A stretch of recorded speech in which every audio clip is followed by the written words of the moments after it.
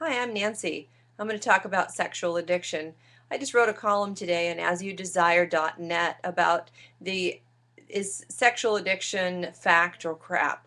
There was a column in the New York Post online that spoke to this, and the gentleman that wrote it really had a great way of placing, is sexual addiction really a diagnosis, a medical diagnosis or clinical diagnosis? And some of the evidence would state no, it is not. It's more of a behavioral problem.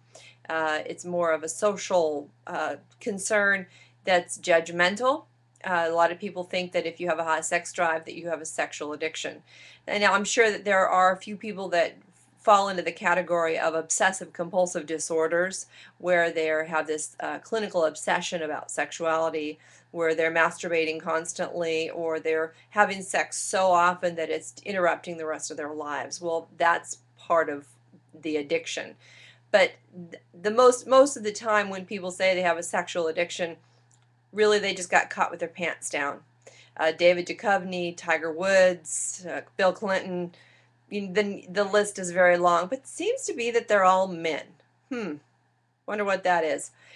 Well, the male sexuality in our culture is still thought to be kind of an animalistic thing, and we try to tell men you got to harness this.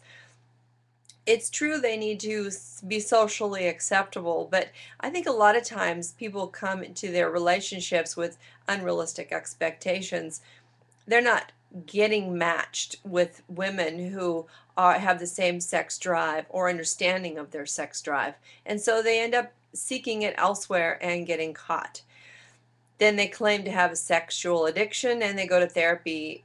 They don't change their behavior when that happens. So I think that's kind of interesting. But I'd love to hear from you. What do you think? Is there sexual addiction, or is this just a social stigma that we're putting on people who love sex?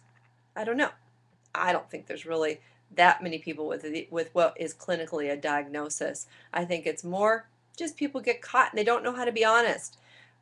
If you talk to people in the lifestyle world, a lot of people would say, well, everybody in the lifestyle has a sexual addiction. But these are people that have jobs or professionals, have families. They're running their lives just fine. They just happen to really enjoy sex, and their partners do too. Is that an addiction, or is that just a preference? Are we being judgmental in our society? Are we afraid of sex? Again, I'd love to hear from you. Check out my blog, asyouDesire.net, and let's open up this discussion. The more we talk about these things, the easier they are to understand, and we can get a grip on it. So write me. I'd love to hear from you. Stay sexy.